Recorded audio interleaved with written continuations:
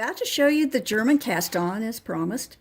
I'm using a large thread and needles just for illustration purposes, and I suggest that when you're learning this, you practice on a larger needle and thread so that it's easier to master.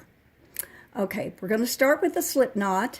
We'll make a little circle here and pull this thread through the circle and onto the needle and snug it up. Make sure that your tail end is toward you and the thread that goes to the ball of yarn is away from you. And grab the thread like this. Put your index finger through the threads and open it up with your thumb. So you'll have a little triangle from the index to the needle to the thumb. Okay, now watch carefully. We're going to take the needle and go under the two threads on the thumb, through the loop on the thumb. Just move down your thumb like that.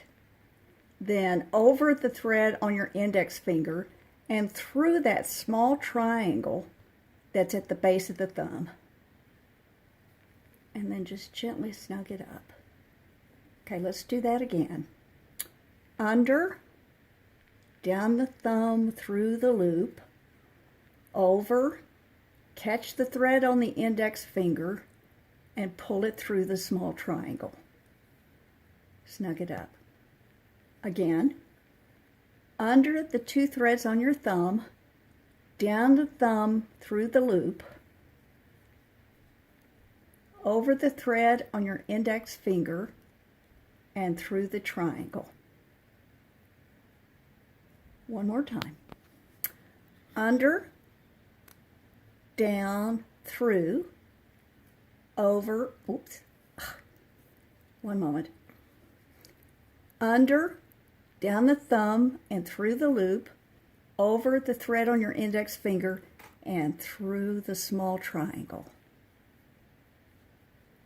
This takes practice, but, and you can see from my flub up earlier, you can flub up. But as soon as you learn how to do this, it's pretty much a rhythmic motion, and you can get your cast on done fairly quickly. The secret is practice. Okay, so this is the first part of the class. Next time I'll show you how to join your cast on in the round so you can start knitting the cuff of your sock. Thanks for watching.